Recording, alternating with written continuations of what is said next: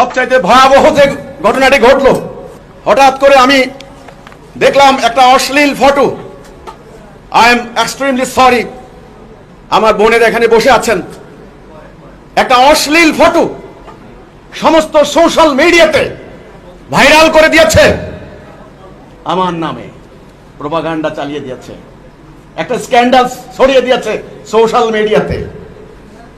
আমাকে যখন নোট করা হলো, মেনশন করা হলো যে আপনার নামে তো সমানে লক্ষ লক্ষ লোক গালাগালি করছে, ভণ্ড প্রতারক ইত্যাদি বলছে, আমি কেন কেন কি হচ্ছে? বলছে একটা ফটো ভাইরাল করে দিয়েছে আপনার নামে।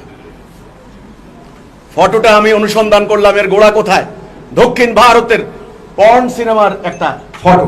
এই হচ্ছে সেই ফটো, আমি সম্পূর্ণরূপে দেখাতে আমি পারলাম না। যাই হোক, এই কাজটা যিনি করেছেন তিনি হচ্ছেন এই ভদ্রলোক, ওয়াজ করেন মুফতি ওবায়দুর রহমান হুজাইফি।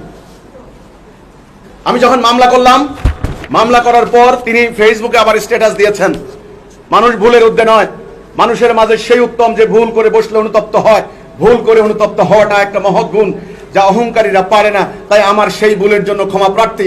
বিনা তাহাকিকে বাঙালি তালে পড়ে আমি হিজবুত তৌহিদের ইমামের পিক মনে করে, মানে পিকচার মনে করে পোস্ট করে বসেছিলাম। যেই কাজটা একজনের করেনি, তা আমাদের বলাটা ঠিক হয়নি। উনি সরি বলেছেন, কিন্তু সরি বললে আমার চরিত্র হননের অধিকার তাকে কে দিয়েছে?